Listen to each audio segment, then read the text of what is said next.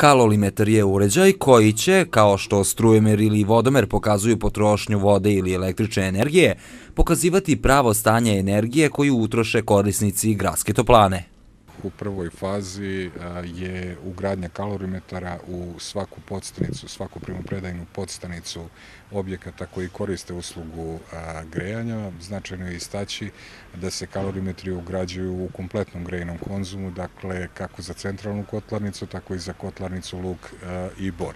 Ukupno ugrađujemo oko 140 kalorimetara i na ovaj način ćemo utvrditi potrošnju svakog objekta i dobiti mogućnost da se u narednom periodu, a što smo obavezni sa pozitivnom zakonskom regulativom, da vršimo fakturisanje, odnosno zaduženje korisnika prema energetskom utrošku, odnosno prema utrošku toplotne energije koju sam objekat, odnosno korisnik povlači, odnosno koristi. Ovo će biti utrošen direktno u rekonstrukciju toplane i njene mreže. Ne može se koristiti, gradska toplana ni njen menadžment ne može koristiti pare za bilo šta drugo.